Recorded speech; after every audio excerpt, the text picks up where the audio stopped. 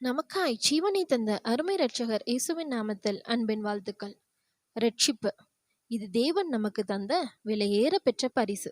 இந்த ரட்சிப்பை குறித்து வேதம் என்ன சொல்லுதுன்னு தெரியுமா?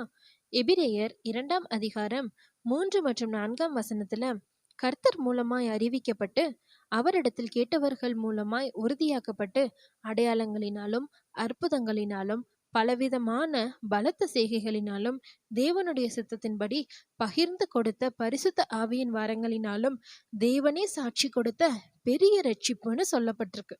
இந்த மேன்மையான ரட்சிப்பை நாம சொந்தப்படுத்த என்ன செய்யணும் தெரியுமா?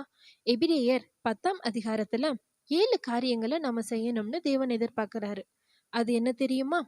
முதலாவது, துர்மனசாட்சி நீங்க தெளிக்கப்பட்ட இருதயம் நமக்கு இருக்கணும், அதாவது மனம் திரும்புதல்.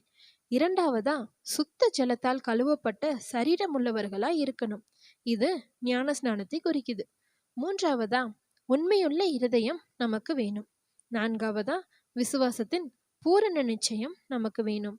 ஐந்தாவதா, தேவனை பற்றி அறிக்கையிடுவதில் உறுதியா இருக்கணும், தேவனை மறுதலிக்க கூடாது. ஆறாவதா, அன்பும் நற்கிரியைகளும் நம்ம வாழ்க்கையில இருக்கணும். ஏழாவதா, சபை கூடி வருவதை விட்டுவிடக்கூடாது, அதாவது ஆலயத்தை புறக்கணிக்க கூடாது. இந்த காரியங்களை நம்ம கடைபிடிச்சா தேவனுடைய விலையேற பெற்ற பரிசாகிய ரட்சிப்பை சொந்தப்படுத்த முடியும். நீங்களும் இந்த ரட்சிப்பை சொந்தப்படுத்துங்க. பரலோக ராஜ்யத்திற்கு பாத்திரவான்களா மாறுங்க. வேறொரு வேத தியானத்தோடு நாளை சந்திப்போம். God bless you.